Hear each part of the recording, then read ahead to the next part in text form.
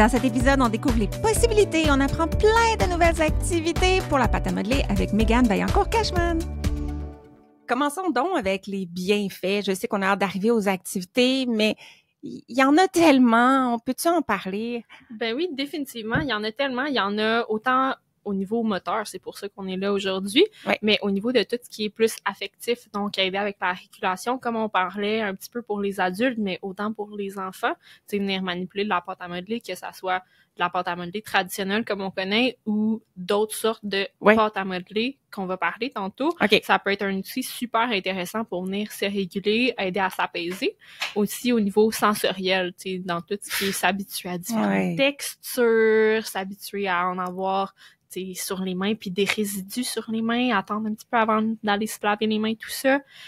Au niveau cognitif aussi, tu sais, on est ergothérapeute, mais il y a d'autres choses qui se développent aussi, comme le langage, des choses comme ça. Ça peut être vraiment une belle opportunité de venir travailler plein de choses différentes en même temps, puis pas juste en ergothérapie. C'est dommage presque qu'on va se concentrer sur la motricité parce que tous les autres aspects sont tellement présents. L'imagination, on va revenir là-dessus. C'est drôle parce que tu parles de régulation. Et juste avant de commencer, moi, je me prends tout le temps un objet de régulation quand je fais le podcast. Je trouve que ça aide à activer mes pensées.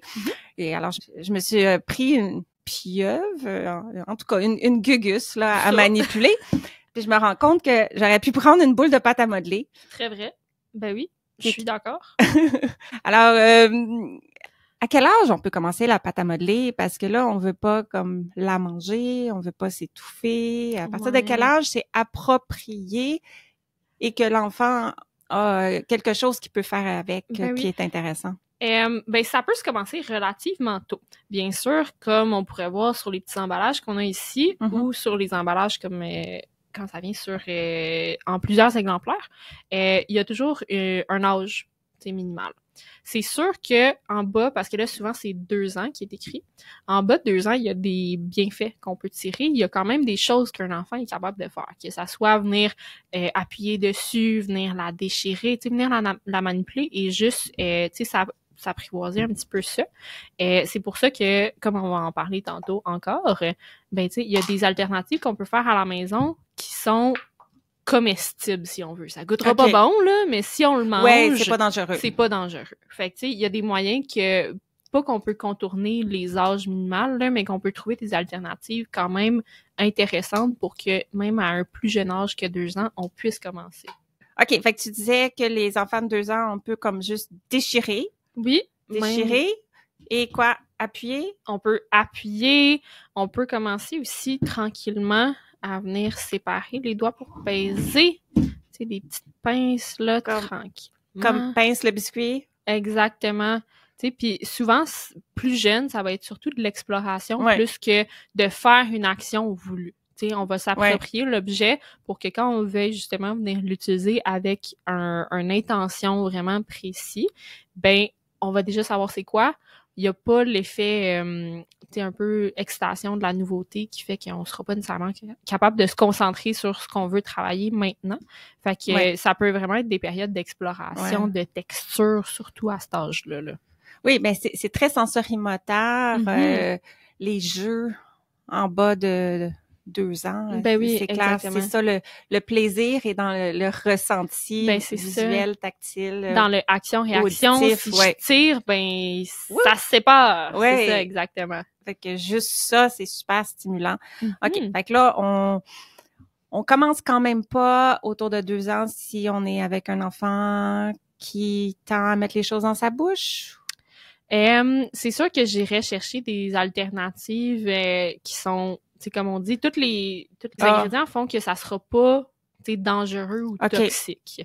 C'est sûr que, tu sais, la version commerciale, c'est pas nous qui le fait, on sait pas exactement ce qu'il y a dedans et tout. Donc, une version à la maison, c'est préférable. Sinon, tu sais, si on a un enfant qui a vraiment tendance à prendre des bouchées ou, tu sais, vraiment mettre des gros objets dans la bouche, je prendrais des choses, tu sais, qui ont peut-être moins de chances de, tu sais, prendre des bouchées comme ça, là. Fait que, tu sais, j'irais avec un autre outil, puis je passerais quand même des petites périodes avec la pâte à modeler, mais beaucoup plus supervisée. Parce que, justement, on veut s'habituer à ça, puis que ça soit moins un élément nouveau qu'on veut y mettre dans la bouche, là. OK. Mais aussi, ce qui me vient en tête, c'est que on veut pas, tu sais, taper sur la main de l'enfant, qui s'apprête à le mettre dans sa bouche, fait non. Exactement. Non. Donc, on crée une association négative avec l'outil, ça affecte l'interaction. Donc, exactement. On pense que ça arrive souvent, c'est mieux d'attendre. Ben oui, puis il y a plein d'alternatives aussi, il y a plein d'aliments en tant que tels qui peuvent venir chercher un petit peu les mêmes bienfaits. OK. T'as-tu des exemples? Je sais qu'il y a beaucoup de boîtes sensorielles qui se font avec des graines de chia qu'on fait absorber de l'eau pendant vraiment, vraiment longtemps pour que ça colle plus dans la bouche ou des choses comme ça. Ça doit être comme ça mou, par exemple? Oui, c'est ça reste mou. Ça reste un aliment aussi que, tu sais, on sera pas nécessairement capable de prendre une grosse bouchée puis c'est tout fait avec ça. Tu sais, ça reste quand même petit aussi, ça passe bien. Sinon, j'ai aussi pensé à tout ce qui est, c'est bien dans la bonne en ce moment, là, les petites bulles de comment on appelle ça, du bubble tea, là. Les boba, les boba et tout ça, là. Ouais, comme de la gélatine. Ouais, c'est ça. Puis, justement, il y en a qui se brisent très, très facilement. Fait que dès qu'on va mettre de la pression dans la bouche, ben, tu sais, la bulle va se briser, ça peut être du jus, là. Fait que, c'est dur à prendre. Oui, c'est ça. Ouais. Puis, tu sais, ça vient quand même chercher un petit peu au niveau sensoriel des sensations différentes, là. Fait que, tu sais, ça peut vraiment être des alternatives où est-ce qu'on va aller plus vers des bacs sensoriels qu'on va, tu sais, s'habituer à, bien que ça soit des sensations qui sont intéressantes, on n'ira pas nécessairement les mettre tout de suite dans la bouche. Puis, tranquillement, on va pouvoir se diriger vers la pâte à modeler, là. Mais je pense aussi, si on est une famille qui font du pain ou de la pâte à pizza, on peut juste laisser l'enfant jouer un peu dedans, puis étirer tout ça. Exactement. Tu sais, c'est long pétrir de la pâte à pizza. Ouais, c'est ça. On contribue, tout le monde. C'est une très bonne idée. OK, donc ça, c'est l'offre sensorielle, finalement, qu'on peut aller chercher autrement. Mais l'aspect modeler et entraîner un peu certains muscles parce qu'il y a une résistance là-dedans, ça va prendre la pâte à modeler éventuellement. Oui, exactement. Tu sais, tout ce qui est plus la résistance, travailler ses muscles, ça va venir plus tard que ça si on voit qu'il y a encore une tendance à mettre des choses dans la bouche. Surtout quand on va commencer, encore une fois, un petit peu plus tard à utiliser des outils, c'est pas des choses qu'on veut mettre dans la bouche non plus, là. OK. T'as suggéré fabriquer, c'est toujours mieux, on sait ce qu'il y a dedans, mais on peut acheter aussi selon l'âge de l'enfant, ce qu'on veut faire. Je viens de remarquer que sur la Play-Doh, ici, c'est écrit contient du blé. Donc, si on a un enfant qui est allergique, intolérant au gluten, justement, la fabrication. Ben oui, trouver une alternative. Ouais. Puis justement, comme on parle de acheter versus fabriquer, il y a des choses qu'on sera pas nécessairement capable de faire en la fabriquant, la pâte à modeler. Il y a maintenant des recettes pour que les pâtes à modeler qu'on fait à la maison aient des odeurs, des choses comme ça. Il y a différentes pâtes à modeler qui vont avoir des odeurs qu'on sera pas nécessairement capable de reproduire ou qui vont avoir des choses comme des brillants ou des choses qui vont être vraiment attrayantes. Puis comme on va parler tantôt, il y a plusieurs sortes de pâtes à modeler autre que la traditionnelle qu'on s'attend, ou est-ce que nous, on serait pas capable de faire ça? Comme de la pâte à modeler plus thérapeutique avec différentes résistances. Tu sais, ça va être dur de faire ça à la maison, là. Oui. Ça, on a ça beaucoup dans nos cabinets d'ergo. Pour ceux qui connaissent pas trop, dans le fond, tu veux-tu nous expliquer c'est quoi le principe? Dans le fond, c'est de la pâte à modeler qui ressemble un petit peu plus à de la slime. Tu sais, ça n'a pas comme le même résidu que ça laisse sur les mains, mais on différentes forces de résistance.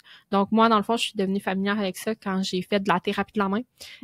C'est quelque chose qu'on utilisait beaucoup avec des patients. Là, j'étais en clientèle plus adulte, là, mais c'est beaucoup des choses qu'on utilisait pour recréer l'utilisation d'outils. Fait que, par exemple, tu sais, rentrer des clés dans cette pâte à modeler-là, venir tourner pour recréer ce geste-là, que ça soit, tu sais, j'avais beaucoup de travail en manuel, fait qu'il y a des choses qui ressemblent à venir visser avec un tournevis, des choses comme ça, mais ça peut être utilisé avec les enfants aussi pour travailler tout ce qui est la musculature de la main et tout ça pour venir renforcer aussi, là. Ben, drôlement, moi aussi, j'ai travaillé brièvement, j'ai fait un contrat en clinique de la main, et c'est là qu'on les avait toutes de toutes les couleurs. Chaque couleur représente sa résistance, donc on peut y aller graduellement. Et c'est une des premières choses que j'ai achetées en arrivant en pédiatrie. Et j'ai utilisé beaucoup avec la motricité fine, l'écriture. Souvent, quand on les achète, c'est des petits contenants. Oui, exactement. Mais moi, j'en avais acheté plusieurs. J'avais fait une grosse méga boule et on cachait des petites figurines d'animaux dedans et tout ça. Puis, on commençait nos sessions par ça. Ben c'est ça. Puis, tu sais, on a parlé un petit peu du sensoriel tantôt. Ouais, ça peut être un beau moyen de venir s'autoréguler aussi. Ça peut être un bel outil aussi parce que c'est quelque chose qu'on peut venir casser puis avoir le même feedback sensoriel que quand on casse quelque chose, mais c'est un objet qui est comme adéquat de l'utiliser de cette façon-là. Fait que c'est vraiment quelque chose qui peut aider à venir chercher tout ce qui est sensation proprioceptive puis aider à s'apaiser dans des moments comme ça, là. Et ce qui est le fun avec cet outil-là, c'est que c'est un peu plus plastique que organique, là, et ça sèche pas. Non, en effet. Moi, j'ai encore les mêmes pâtes depuis 20 ça dure 20 longtemps, ans. Donc, c'est vrai que c'est dispendieux pour le petit pot, puis surtout si on veut se faire une grosse boule, mais ça dure longtemps. Ben oui. Ça dure longtemps. C'est un investissement. OK. Alors, les différents types, on les a abordés, de la pâte à modeler ordinaire, de la pâte à modeler thérapeutique, de la fabriquer à la maison. Puis de la commerciale, si on veut. Exactement. Puis moi, je rentre aussi là-dedans tout ce qui est sable lunaire ou sable kinétique. Il y a aussi maintenant beaucoup de slime commercial avec des petits objets dedans que j'ai quand même beaucoup de clients qui aiment manipuler. Fait que ça peut être des choses comme ça. Puis quand je me préparais justement pour le podcast, j'ai passé aussi à la pâte Fimo. Ah! Oui. Les petites figurines qu'on peut faire, là, je me disais... On les fait cuire après, c'est exactement. ça? Okay. Ben, je pense qu'il y en a qui sont sans cuisson, puis il y en a qui avec. Mais je me disais, tu sais, ça peut être un beau moyen de venir motiver un enfant à la fin de la journée d'avoir une petite figurine. Fait que je trouvais intéressant aussi de nommer ça.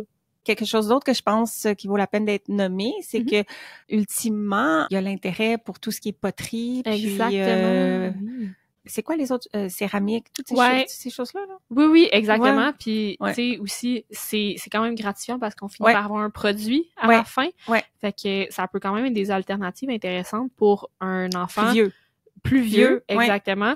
Puis pour qui l'intérêt est pas encore là. Parce qu'on le sait, en ergothérapie, on veut amener un intérêt, puis après ça, on va être capable de travailler des choses. Fait que si on voit que c'est quelqu'un de plus vieux, justement, puis qui a zéro intérêt avec la pâte à modeler, puis c'est pas quelque chose qu'il veut utiliser, ben on peut aller chercher des moyens comme ça pour un petit peu motiver de manière extrinsèque avant que ça devienne un petit peu plus intrinsèque. Bon point. Parce que la qualité du modelage de la pâte à modeler est à double tranchant parce que on peut tenter de modeler, défaire, les erreurs sont pas permanentes ou on peut pas. Mais en même temps, si on fait quelque chose de beau, on peut pas le garder non plus. Non. Laisser sécher quelque chose fait en pâte à modeler, ça craque, c'est jamais satisfaisant. Donc c'est pour ça qu'aller dans un médium qui est plus permanent lorsque la partie créative est importante pour l'enfant. Exactement. On s'accroche dans tout notre matériel. OK. Si on veut travailler la motricité fine, dans le fond, on peut avoir toutes sortes d'accessoires et ça va venir stimuler de différentes façons. Tu vas nous en reparler.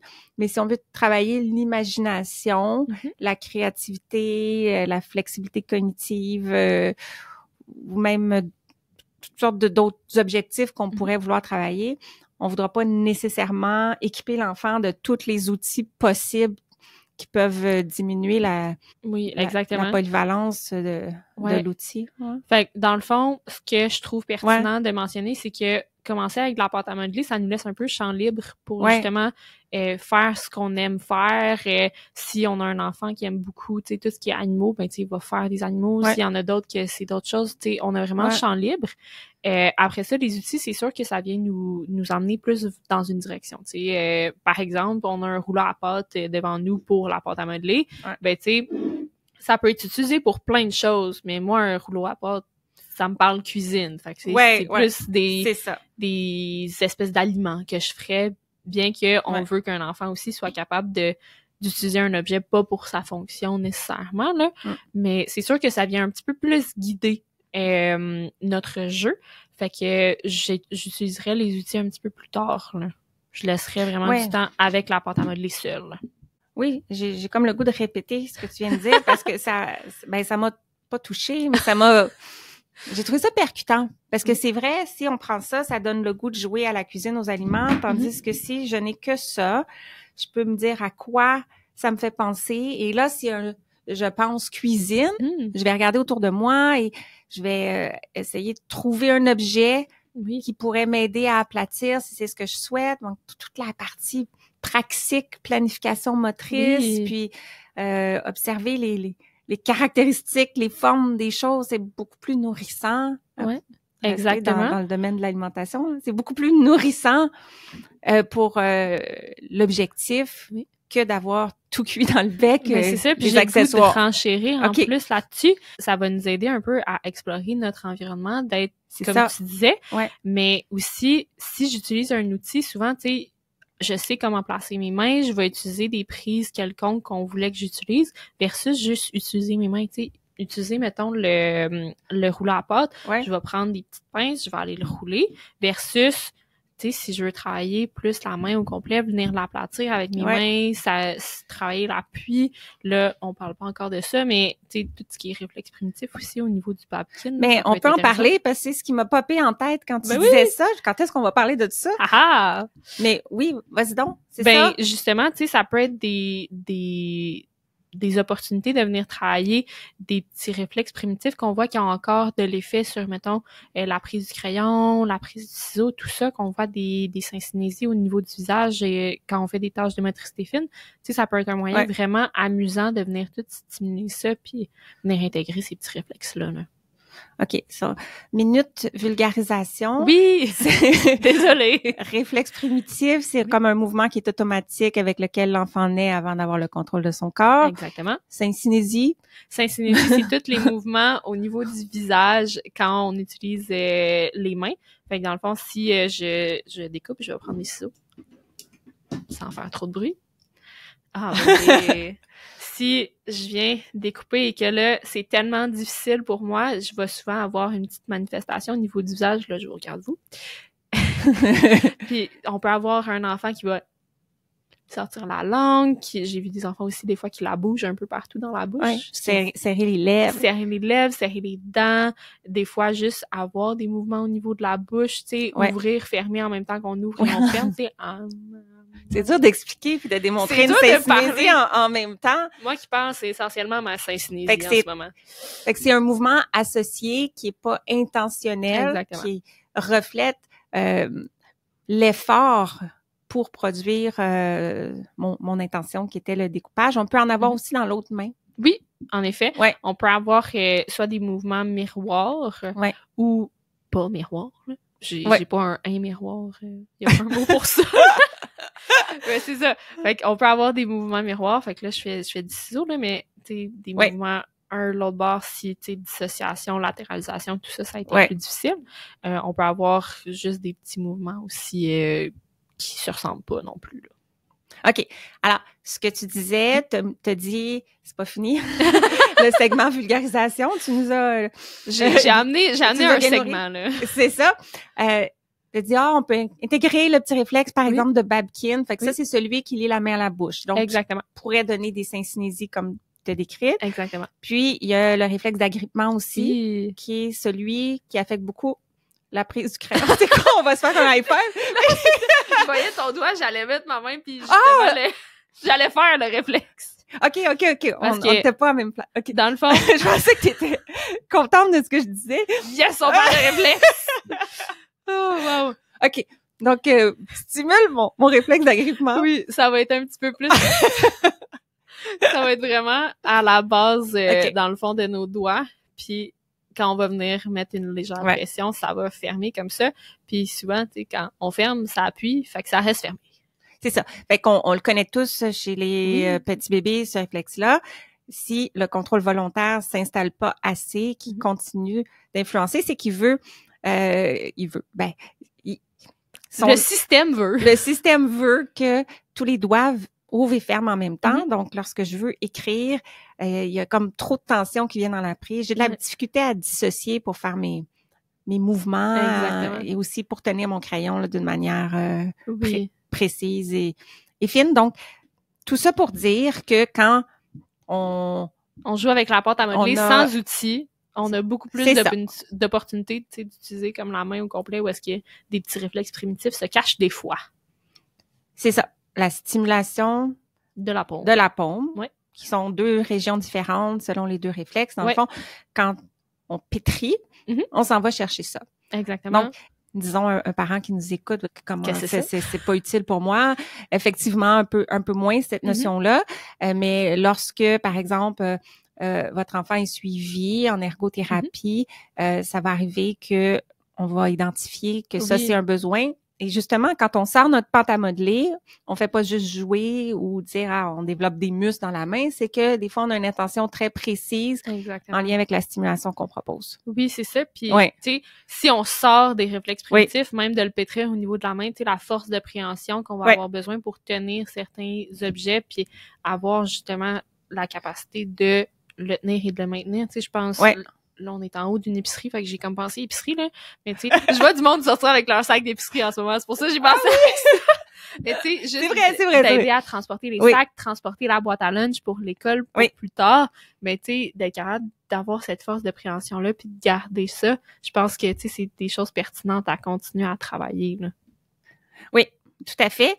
Et as-tu un autre versant de la motricité fine qui est stimulé, par exemple, quand je pétris et que je me repositionne?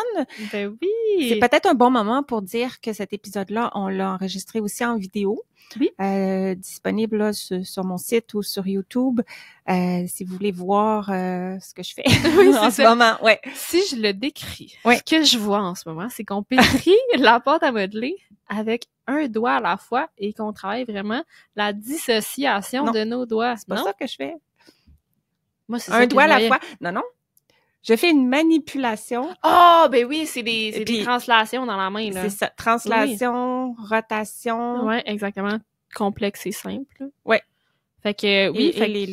Le shift aussi. Ils sont un peu tout impliqués, les manipulations. Donc, une manipulation, sa définition, c'est déplacer l'objet d'un endroit à un autre dans la main. Exactement. Puis là, je vais démontrer ce que tu expliquais. Oui. Un doigt à la fois. C'est ça. Non, ça, c'est 2 doigts à la fois. Ça, c'est c'est des pinces. Sinon, on peut faire le pianoter sur la table. Ah, sur la table. Moi, je dis sur la table, mais ça... OK, fait que ça, c'est un doigt à la fois. Oui. Après ça, on peut y aller avec des pinces. 2 doigts. Exactement. On va y aller en ordre. 3 doigts. La pince tridigitale. Mais là, c'est ça. On peut y aller latéral comme une clé. Oui. Ça vient chercher différentes musculatures. On pourrait-tu faire comme entre les... Hey, sont pas forts, ces muscles-là. Hein? Oui. Entre les doigts, là, c'est difficile. C'est des tout petits muscles. Vraiment? Oui. Plus entre les doigts qu'entre le pouce et les doigts, là. Mais entre les doigts, ça peut être des choses un petit peu plus difficiles. Justement, on peut pétrir au complet, mais ça vient chercher les muscles de l'avant-bras, surtout, hein. Les fléchisseurs sont là. Tandis que si je viens plus en griffes, là. Rentrer mes griffes dedans, là. C'est comme... c'est beaucoup plus, on le voit. Moi, je suis proche, fait que je vois, là, mais oui, on voit beaucoup plus des petits muscles dans la main, là, qui travaillent. C'est ça. Exactement. Donc, la prise du lion, la griffe, c'est ça. La griffe, OK. Puis, je trouve que c'est un moment vraiment pertinent. On regarde tout, en ce moment, ça fléchit tout. On travaille les fléchisseurs. On va aussi venir travailler les extenseurs. Ah oui! Ah oui, c'est tellement important de stimuler le groupe musculaire opposé pour avoir l'équilibre.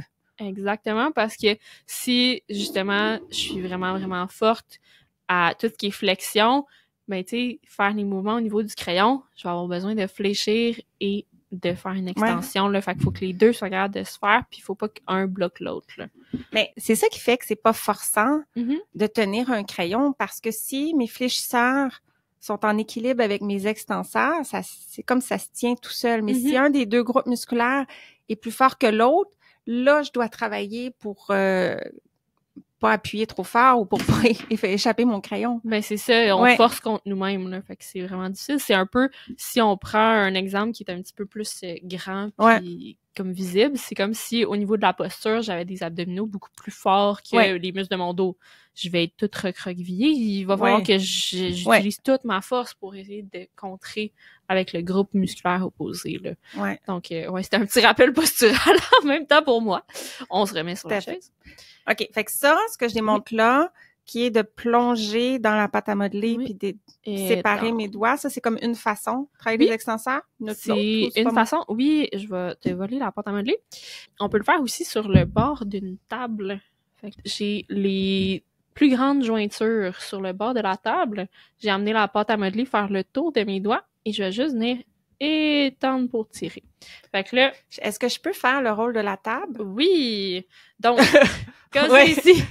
Donc, je vais mettre mes jointures les plus grandes au bout de la table, comme c'est ici. Puis dans le fond, je vais me faire un petit serpent. Puis je peux venir le tenir. Puis justement, là, je viens... OK, c'est cool, ça. Tirer contre, là. Donc, j'ai travaillé tous mes doigts, dans le fond, ensemble pour celui-là, là. OK, merci pour la démo. Plaisir. C'est un move que moi, j'ai jamais fait, donc j'apprends quelque chose. Vestige de mon temps. Oui! Thérapie de la main. Oui! De retour aux manipulations, oui. Regarde celle-là, là. Oh oui. T'sais, faire des petites boules, ça fait quoi, ça? Coordination des deux mains en même temps, donc on fait pas le même travail, on peut aller dans le sens inverse, ce qui va être intéressant. Puis on les ramasse-tu après? Oui, on va venir les ramasser. Ça fait quoi, ça, quand on les ramasse? On va pouvoir venir chercher des petites pinces aussi, on peut venir les rouler dans nos doigts, on peut venir les cacher pour faire les petites manipulations comme on parlait tantôt. Translation, là, c'est doigt-paume. Oui. Puis après ça, si on veut aller les mettre dans le contenant, on va faire des translations paume-doigt. Donc, venir sortir pour les mettre dans les pinces. Exactement. Donc, c'est vraiment... On peut faire plein de combinaisons de tout ça pour travailler plein de choses en même temps, là. Et y en a-tu d'autres habiletés de motricité fine qu'on peut aller chercher? Les ciseaux. L'utilisation des outils. Mais oui, exactement. Fait que oui, on peut y aller. Tu sais, la pâte à modeler, ce qui est le fun, c'est que il y a pas de ligne dedans. Oui. On n'aura pas besoin de suivre des lignes pour le ciseau, fait que ça peut des fois être moins confrontant là, que aller directement avec du papier, puis on a de la résistance. C'est important ce que tu viens de dire. C'est pour ça que la pâte à modeler, ça en fait l'outil de prédilection pour les débuts du découpage. Puis là, je vois que tu es en train d'utiliser des ciseaux sécuritaires en plastique avec des lames qui sont pas dangereuses. Non, c'est sûr. Donc, les tout petits qui commencent. Et là, tu coordonnes tes deux mains, c'est quand même assez difficile. Fait que si t'es tout petite... Si je suis tout petite... Moi, je pourrais la tenir pour toi aussi. Oui, exactement. Au début. Chop! Puis si t'es encore plus petite, tu pourrais même tenir tes ciseaux à deux mains. Ben oui, je pourrais faire ça aussi. C'est spontané. On va de l'autre côté. Tu connais pas le scénario, hein? Non? Moi, je suis là pour ça. Exactement. Donc, ce qu'on disait, là, à 2 ans et demi, déjà, l'enfant peut être intéressé à faire ça. Éventuellement, il va y aller avec une seule main, il va tenir son petit bout. Oui. Puis j'ai le goût d'aller encore plus jeune, avant même les ciseaux. Venir la déchirer. La déchirer, oui. Fait qu'on peut vraiment faire plein de progressions dans le fond avec la pâte à modeler. Puis on n'a pas besoin de tant de matériel que ça. Mais moi, je te suis sur les outils. Oui, merveilleux. On renchérit. J'aime ça. Ah ben oui! Les ustensiles. Les ustensiles. Travailler mes préhensions d'ustensiles. Parce que c'est pas tout à fait comme les autres, ça. Non. Exactement. Et ça demande quand même une bonne dissociation des deux côtés de la main. Ce qu'on veut dire par là, c'est que une partie de ma main est en flexion, puis il y a une partie qui va être en extension, c'est ça. Le pouce et l'index. Donc, c'est pour ça que les enfants peuvent pas tenir leurs ustensiles comme ça à 2 ans, notamment. Ils vont être beaucoup plus comme ça. Fait que là, c'est un peu trop tôt pour travailler, bien qu'on peut. On peut piquer sans problème. On peut quand même s'amuser à piquer. Travailler un petit peu de coordination des deux mains ensemble. Mais pour les plus grands. Ben oui. On la mange pas, par exemple. Non, en effet. Ça, c'est notre bouche. Puis bien qu'il y ait une résistance, souvent, c'est moins résistant que ce qu'on couperait réellement en repas, là. Donc, ça peut tranquillement être des choses qu'on fait. Puis si on revient un petit peu... Oui, on peut venir couper. On peut couper, parce que ce mouvement-là, avec la... Oui, la prosupination, là, oui. L'avant-bras, c'est intéressant pour...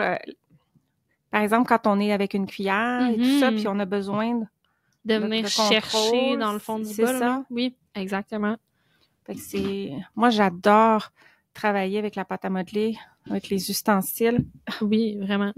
Mais souvent, en ergothérapie, ce que je remarque quand je travaille avec des enfants avec des défis au niveau de l'écriture, prise du crayon, coordination des 2 mains, tout en lien avec l'écriture, souvent je remarque que c'est corrélé avec les difficultés avec les ustensiles et j'ai tendance à travailler avec les ustensiles et la pâte à modeler souvent avant d'aller un petit peu plus loin pour le crayon parce que quand on est avec les ustensiles, il y a la coordination des 2 mains et les préhensions, mais il n'y a pas de mouvement comme tel au niveau de la prise. Mouvement au niveau des doigts, oui, je comprends. Fait qu'avec le crayon, je vais avoir plus de dissociation en même temps. Fait que si j'ai de la difficulté à le faire avec ça, avant même d'aller avec c'est un bon prélude pour justement dissocier les 2 côtés de la main pour revenir à la prise du crayon après. Vraiment. Je trouve que c'est une très bonne idée. Merci. Autre chose?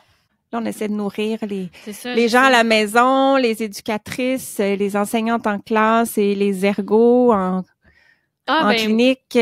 Veux-tu continuer en motricité fine ou motricité globale? Ben, si on n'a pas fini motricité fine, moi, je resterai organisée. Okay. C'est bien ça. Je continuerai dans ce domaine-là.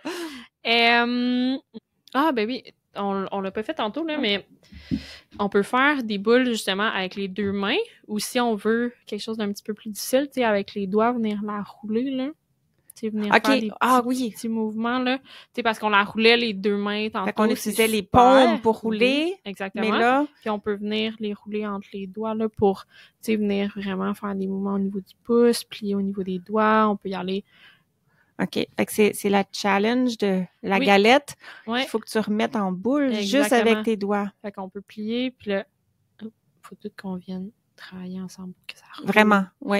Oui, puis si vous le faites à la maison, moi, je le sens travailler, là. Oui. Fait que ça peut être aussi un super beau moyen, là. Puis, tu sais, une fois qu'on a une boule, ben, tu sais, on vient la garder au fond de la main. J'ai le challenge ultime. Oh, je suis prête. Quand ça, c'est rendu facile, on le fait les yeux fermés. Alors là, il faut décoder la forme juste avec notre sens tactile pour le remettre en rond. Ah, c'est bon. C'est tellement hot, hein? C'est définitivement pas une boule que j'ai. C'est toute une expérience de pleine conscience. Mais oui. Oui, parce qu'au début, on utilise nos yeux pour guider nos mouvements, pour faire la boule, mais là, quand on y va juste tactile, fait imaginez ensuite la finesse de la perception pour percevoir la position de mon crayon dans ma main. Oui, puis venir tracer justement mes lettres, fait que je m'en vais chercher ma représentation mentale de ma lettre. Ouais. Puis après ça, tu sais, de venir la former sans toujours voir exactement ce que je fais, là. Ouais. Mais là, les lettres, on peut les faire en pâte à modeler! Oui! Fait que pourquoi faire des lettres en pâte à modeler? Au-delà que ça aide pour la motricité fine quand on va le former, mais pourquoi ça peut être utile? Ben, on peut commencer vraiment plus tôt, avant même l'écriture, à reconnaître nos lettres en pâte à modeler, puis on va pouvoir venir les tracer avec notre doigt pour tranquillement, tu sais, encoder un petit peu comment on fait la lettre et tout ça, là. Fait que ça peut être intéressant. À part ça... Attends, je voulais faire une démonstration. OK, j'ai vendu le punch. As-tu une lettre? Je suis en train de me faire un serpentin. Oui. Pour ceux qui sont en mode écoute. Oui. Et j'attends mon... un M. Un M. Pour la première lettre de mon nom. C'était la plus facile. En majuscule, en minuscule, On peut commencer en majuscule, ça va être juste des lignes droites, ça va être facile. Fait que si je le faisais en majuscule, moi, j'aurais le goût de la couper. Quelle belle activité de construction puis de planification. Aussi. Évidemment, j'aurais peut-être un modèle à suivre. En effet. Tu sais, quand on parle des tracés de préécriture, maîtriser les diagonales, l'assemblage. Là, je vais essayer de vous soulever ça. Ah ben oui, voilà. Et si on faisait une minuscule ou une cursive, là, je garderais mon boudin attaché. C'est quoi tu disais? On peut passer le doigt? On peut venir les tracer justement un petit peu par-dessus, puis ça vient encore là un peu apprentissage sensorimoteur. On le sent bien comme il faut. Puis imagine, je t'annonce, peut-être que je suis fatiguée. On ferme les yeux, puis on sent la forme. Oui. On la voit apparaître dans notre cerveau. Ouais. Là, c'est-tu fini, la section motricité fine? Ah ben, je parlais de ça tantôt, puis j'en ai pas fait. Les escargots! Oh. Fait que là, on refait un serpentin. On peut le faire un petit peu plus mince cette fois-ci. Okay. Puis on vient tourner sur soi-même. Donc, c'est des mouvements très, très fins. Faut être doux, parce que si je l'écrase, ben, mon escargot, il ira pas bien. Oui, il peut déchirer. Mais oui, c'est ça. On peut graduer aussi, on peut le rouler sur la table plutôt que dans les airs. Ça, c'est dans les airs? Oui, ça, c'est dans les airs. Puis on peut aussi sur la table, c'est plus facile. Oui, sur la table, c'est plus facile. Demande moins de stabilité au niveau des épaules et tout ça. Mais on finit avec un beau petit escargot qui se tient pas, là, mais voilà. Très mignon.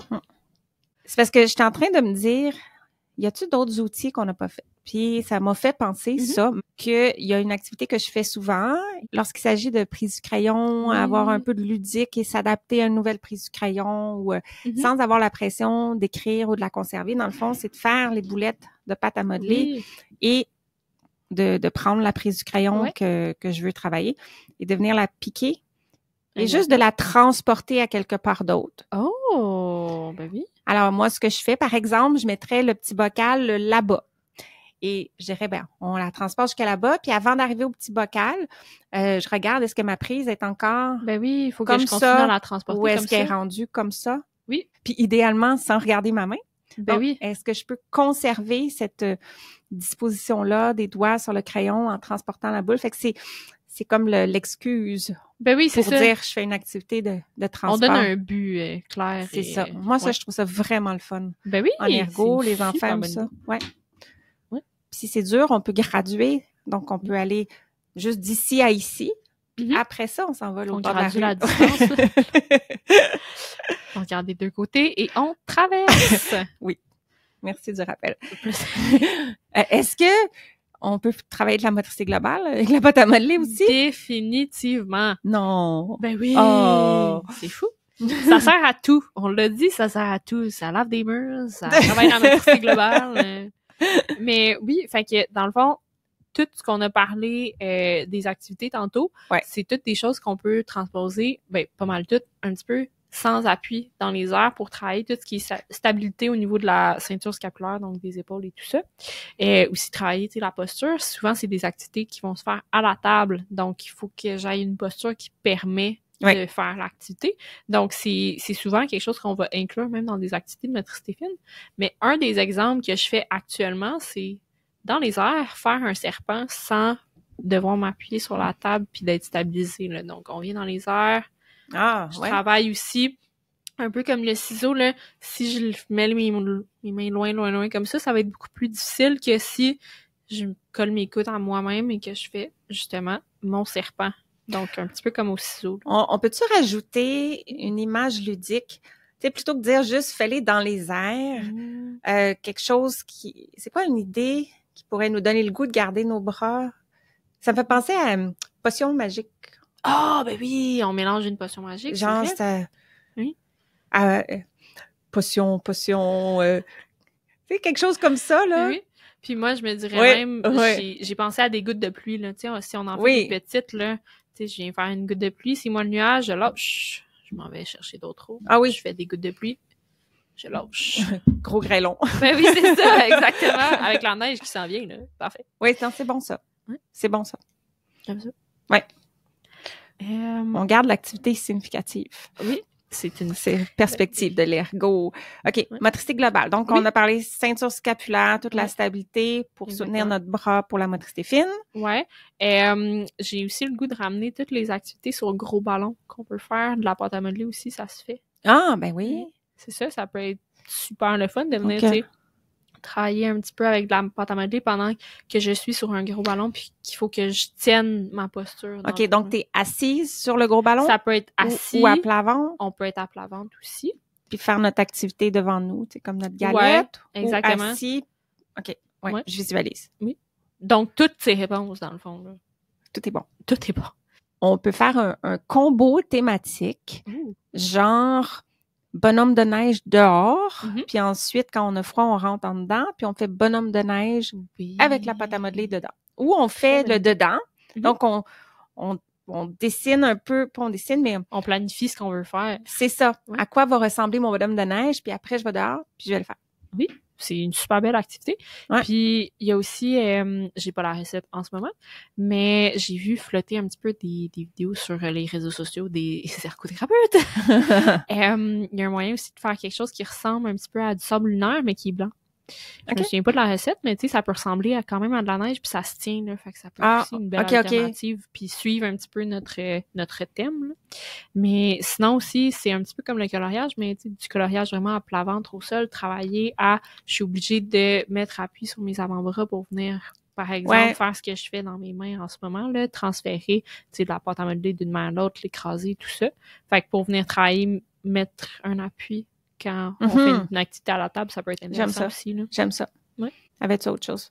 Ben, ça m'a fait un petit peu penser, ton crayon tantôt, on peut cacher des morceaux de pâte à modeler de différentes couleurs un petit peu dans le local, puis amener des déplacements avec nos pâtes à modeler, donc venir les trier, venir les remettre dans nos bols. Fait que de travailler, par exemple, quand on va avancer, ben, on va faire des sauts pour se rendre à la prochaine pâte à modeler. Ça peut être des moments d'équilibre. Donc, à chaque fois que je fais un pas, il va falloir que je me tienne 5 fois sur mon pied.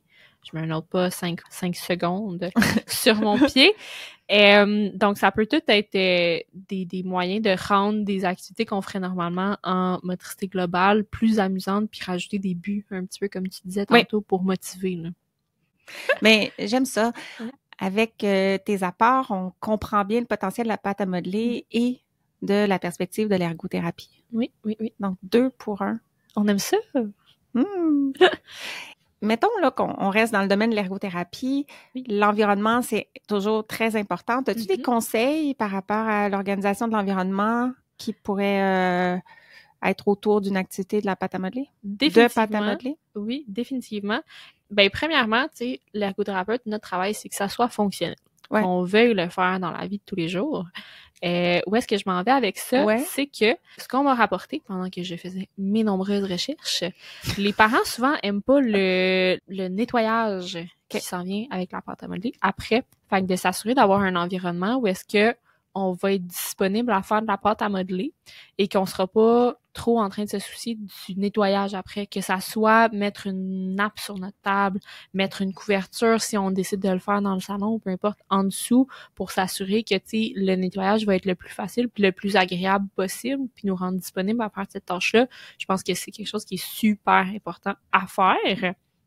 Si on y va un petit peu plus dans l'activité maintenant, ça va dépendre de ce qu'on décide de faire avec l'activité. Mais si, par exemple, c'est à la table, ben tu sais, une position ergonomique où est-ce qu'on est disponible puis qu'on n'est pas en train de forcer contre notre corps, un peu comme on disait tantôt, pour faire l'activité, je pense que c'est vraiment un élément important à se rappeler, là. Donc, tu sais, pied à terre, avoir la chaise à la bonne hauteur pour qu'on ait des 90 angles partout, que la table soit à la bonne hauteur pour justement que j'aille pas besoin d'engager, par exemple, la ceinture scapulaire parce qu'elle est trop haute, des choses comme ça, là.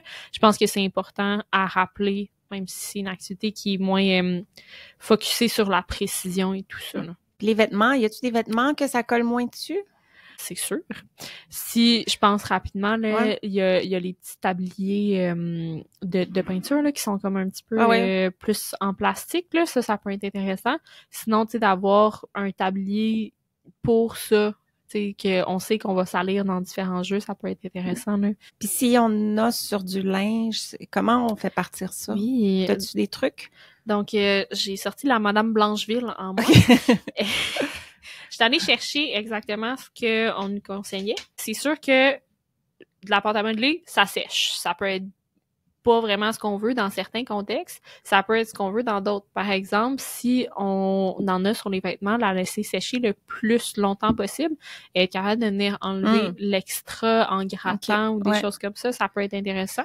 C'est sûr aussi que ça peut laisser des petites taches comme de graisse quand ça fait ça. Donc, donc il y a des savons qui fonctionnent pour ça qu'on peut utiliser. Sinon, ce qu'on me disait aussi, c'est de le faire sécher au séchoir pour vraiment aller le faire sécher ou d'utiliser un glaçon. J'ai jamais testé ça moi-même. Il y a plusieurs sites de personnes qui faisaient de la pâte à modeler activement, là, qui disaient que utiliser un glaçon, ça pouvait venir aider à ce que ça se tienne plus puis qu'on soit capable de l'enlever. Donc, à tester c'est dans les autres. Ouais, c'est toute réserve, on n'est pas sûr c'est ça. Non, c'est ça. Mais tant qu'à avoir de la pâte à modeler, on va tester. La chose que je peux personnellement vous dire, c'est laisser sécher, venir gratter, puis enlever le plus possible avant de l'envoyer à la machine à laver, là. OK. Et moi, quelque chose qui me bug, là, c'est quand j'achète de la pâte à modeler, surtout celle qui coûte plus cher, celle qui sent bon, là, c'est ma préférée, puis ça sèche. Est-ce qu'on peut étirer sa vie? Si elle séchée, on peut-tu la récupérer? Oui, c'est sûr que de manière préventive, on l'expose le moins possible à l'air, mais veut pas, on l'utilise, il va avoir de l'air autour, elle va sécher un petit peu. Donc, en général, pour récupérer une pâte à modeler qui est sèche, ce qu'on peut faire, c'est on la prend dans notre main, on va aller passer notre main en dessous d'un robinet de l'eau, puis on va venir pétrir juste la quantité d'eau qui reste sur nos mains, là. Fait qu'on la met pas là, sous le jet d'eau. Non, c'est ça, on garde vraiment juste un petit peu d'eau, ce qui reste sur nos mains. Comme ça, on l'amènera pas à être trop liquide. Et on va venir pétrir l'eau à l'intérieur pour essayer de la réhumidifier. Parce que si on la rend trop mouillée, après, elle est dure à récupérer. Elle reste trop collante. Ouais, exactement. Fait que dans le fond, de venir la réhumidifier un petit peu par petit peu pour qu'elle reprenne un peu sa consistance normale, là. OK. Puis, avais-tu d'autres conseils? Oui. C'est quelque chose qui s'amène très, très bien partout. C'est ça. Donc, l'aspect passe-partout, c'est ça, là. Ça prend pas beaucoup de place. Ça peut être utilisé pour plein de choses. Ça peut aussi être un jeu qui est quand même intéressant pendant longtemps. Tu sais, l'enfant peut en faire ce qu'il veut. Fait que je nomme ça comme ça, là, mais tu sais, on s'en va en camping, on achète un petit cup de pâte à modeler tout petit qui coûte pas cher, on amène ça. Si ça peut empêcher l'enfant de courir autour du feu puis de l'occuper pour ça, tu sais, ça peut être super intéressant, là. Donc, ça va partout, là. Je pense au resto. Oui! En attendant, le repas, c'est super. Puis, tu sais, je veux dire, ça se transporte bien. Ça fait pas nécessairement un... Oui, puis si ça tombe par terre, puis que c'est oublié à quelque part, tu sais, ça coûte pas cher. C'est ça qui est le fun. C'est que, bon, c'est pas grave. Ben non, c'est ça. Tu sais, c'est pas un item super précieux que si on le perd, c'est fini, là. Ça se transporte bien, c'est ça. Puis ce que je voulais parler des parents, justement, c'est aider au niveau du nettoyage, donc se préparer à l'avance. Je sais que c'est quelque chose que, tu sais, on essaie d'avoir des activités qui sont rapides et faciles parce que, ben, le temps que vous avez, vous voulez le passer dans l'activité, puis je comprends à 100%. Le nettoyage, le préparer d'avance, que ça va nous permettre, c'est d'être disponible à notre enfant dans cette tâche-là. Tu sais, de passer un beau moment avec notre enfant, puis que, un petit peu comme tu disais au début de l'épisode, pas non, fais pas ça, non, fais pas ça, non, fais pas ça. Donc, on passe un beau moment ensemble, on contribue aux idées de notre enfant, on joue ensemble, on se crée un petit monde. Donc, tu sais, de pouvoir préparer le nettoyage à l'avance puis se simplifier la vie, je pense que ça rend l'activité ensuite de ça beaucoup plus significative là, pour la famille en tant que telle. Oui, c'est un beau moment interactif. On fait un repas, moi je fais les petits pois, toi tu fais le hamburger, puis après ça on joue une scène et puis tu sais, travailler la collaboration aussi là-dedans, là, tu sais, travailler la communication avec son parent, puis tu sais, la pâte à modeler, c'est quand même facile à manipuler tout ça, mais si on rencontre une embûche en tant qu'enfant, puis que notre parent est capable de nous aider à travers ça pour de la pâte à modeler, ben tu sais, ça vient un petit peu modéliser aussi pour les problèmes qu'on va avoir un petit peu dans des aspects plus de vie réelle, si on veut, là.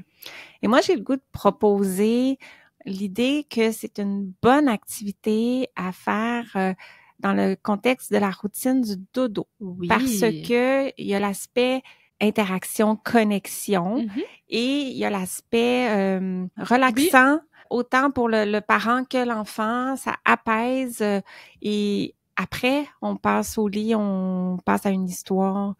Donc, entre le souper, le bain, pyjama, c'est ça. Juste avant, finalement, de passer au lit puis à l'histoire. Vraiment, je trouve que ça peut être un bel ajout. Puis, dépendamment de ce qu'on recherche, tu sais, comme on parlait tantôt, les pâtes à modeler thérapeutiques qui ont un petit peu plus de résistance peuvent venir être utilisées pour, tu sais, créer ces sensations-là apaisantes encore plus avant le dodo, là. Oui, ben c'est l'aspect proprioceptif de cette pression-là qui déclenche notre système parasympathique. Et de bien-être, un petit peu de dopamine. Oui, avant le dodo.